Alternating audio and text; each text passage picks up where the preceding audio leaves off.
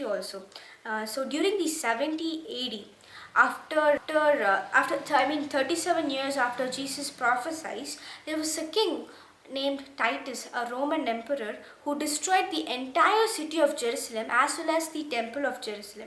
And the Jews remained without a nation for 2 millennia, and they got back their nation on 1948. So this is the a history, a part of history we need to know, because this is in our chapter Matthew 24. So let's get to our first verse, 18th verse. Neither let him which is in the field return to take back his clothes. So when we read this verse for the first time, we get this basic idea. We assume that God is just simply telling us that we shouldn't waste our time packing our clothes or packing the stuffs we love when we are moving out during emergency situations or during crisis time. So this is like an idea we get. Yes, this is the literal meaning what God is trying to say, but as well as there's a metaphorical meaning behind this verse as well.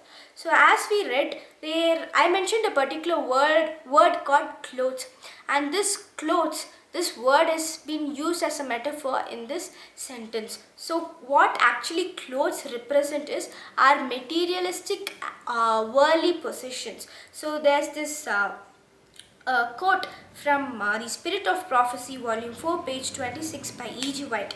Prioritize life and obedience over material possessions during moment of crisis. Here E.G. White as well as even she is saying that we need to prioritize our life than prioritizing these temporary, worldly, earthly, materialistic possessions. So this is what we learn from the first verse. And as well as there's an example from our Bible itself, Luke 17:31 to 33. We know because of disobedience what happened to Lot's wife. So if we don't obey God, if we don't inculcate that immediate obedience, no, we might as well as end up like Lot's wife. So this is what we learn from the 18th verse. Let's move to the 19th verse. And woe unto them that are with a child, and to them that give suck in those days. So when I read this verse for the first time, the first question that popped in my mind was, what is the meaning of woe?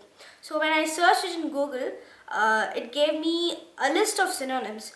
It means sorrow, distress, misery, or even tragedy. So when we paraphrase this verse now, so we get, we can simply say that great tragedy to mothers.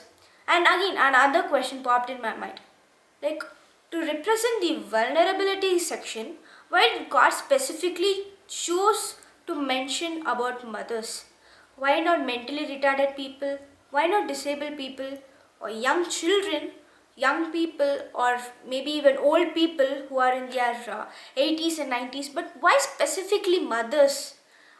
This was lingering in my mind. And then later on, I just read a few verses and quotes from The Great Controversy, page 31. This quote, parents were driven to eat the flesh of their own children as the only means of sustaining life. So as I mentioned in the first part, a little bit of history, we know what happened in 70 AD by King Titus. He destroyed whole Jerusalem, and because of this event, the vulnerability section was deeply affected, and some people managed to escape, but some weren't able to escape.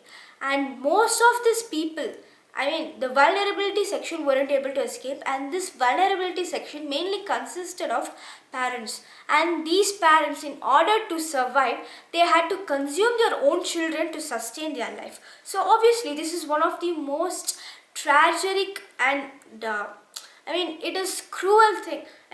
The parents had to consume their own children in order to live. So this is what God is showing compassion towards mothers, and He's foretelling what will happen in the future because of His love for us. And this is what we learn now from the 19th verse. And let's move to the 20th verse. But pray ye that your flight be not in winter nor in Sabbath day. And now in this verse we see two words, winter, Sabbath day. So let me just read why winter and why Sabbath day is mentioned. So winter. Escaping during winter would be more challenging due to cold weather and harsh conditions, which would slow people down and increase their suffering. So as you know, Israel is always meant for its weather as well, and because of its harsh weather, people suffer more and their pace goes down, and this will prevent them from escaping from that particular situation or crisis. And now second, why Sabbath day? As we know, devout Jews consider Sabbath day as a rest day, and they consider Sabbath very sacred. And according to Jews, traveling more than 1,000 meters is considered as work. So from the statement itself, we can understand like how much they give importance to Sabbath and how strictly they follow it. And on a